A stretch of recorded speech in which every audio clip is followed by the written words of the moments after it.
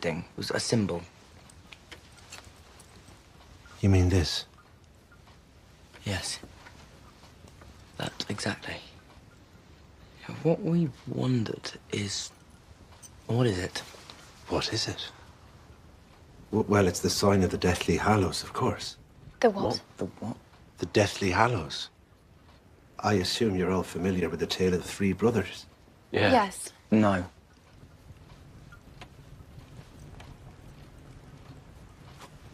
I have it in here.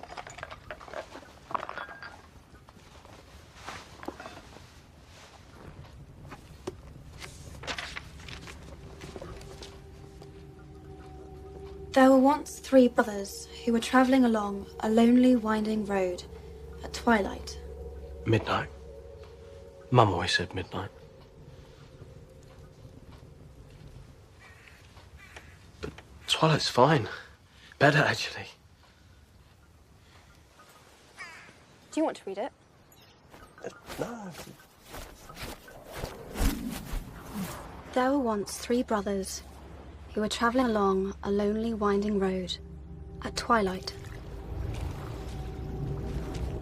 In time, the brothers reached a river too treacherous to pass. But being learned in the magical arts, the three brothers simply waved their wands and made a bridge. Before they could cross, however, they found their path blocked by a hooded figure. It was Death, and he felt cheated.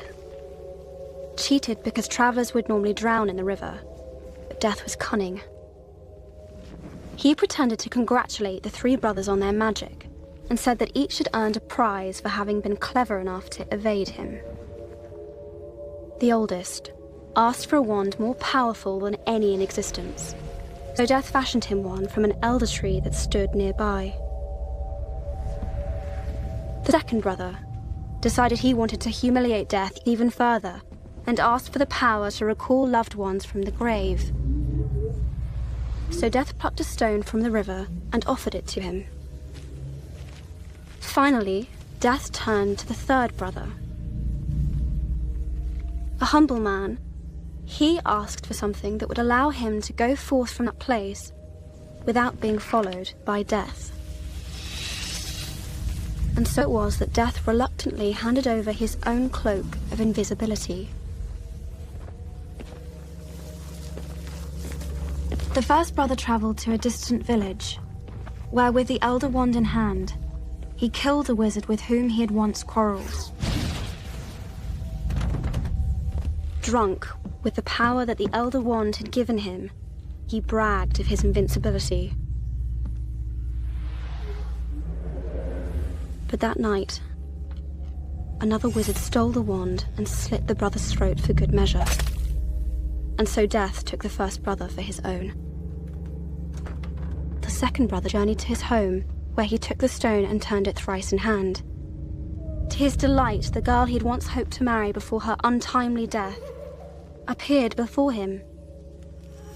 Yet soon she turned sad and cold, for she did not belong in the mortal world. Driven mad with hopeless longing, the second brother killed himself so as to join her. So Death took the second brother. As for the third brother, Death searched for many years but was never able to find him. Only when he attained a great age did the youngest brother shed the cloak of invisibility and give it to his son. He then greeted Death as an old friend and went with him gladly, departing this life as equals.